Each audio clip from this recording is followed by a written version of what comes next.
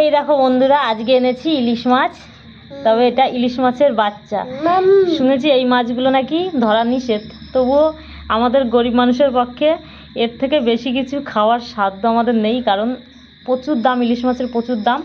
তো এই মাছগুলো আজকে দেখছি সস্তায় বিক্রি হচ্ছিল, 304 টাকা 400 টাকা করে কেজি বিক্রি হচ্ছে এই মাছগুলো।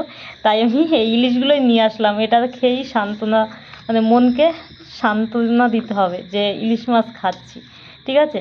তো বড় ইলিশ তো খেতে পারবোই না, বড় ইলিশ যে পরিমাণের দাম, তার জন্য এই ছোটো ইলিশগুলোই এখন নিয়ে আসলাম। আর এখন এই মাছগুলো কেটে নেবো। আর আমাদের পুচকু তো মাম মাম করে পাগল করে দিয়েছে যে ও মাছ খাওয়ার জন্য। এই দেখো আমাদের পুচকু, এই দেখো। আসো, তুমি কি খাবে? কি খাবে তুমি? মাম খাবে। এই দেখো মাম। এটা কি? এটা কি? কি এটা? এটা কি মাম? কি এটা?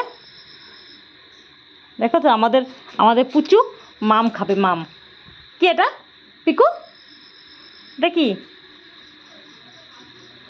এটা এটা কি? আম।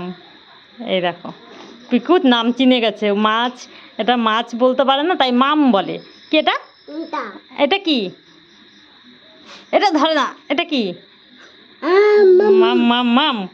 এটা এটা এটা কি? মাম না?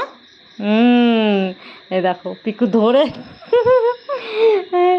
এখন মাছগুলোকে কেটে নিই, তারপরে পরে তোমাদের সঙ্গে দেখাবে। এটা কি পিকু?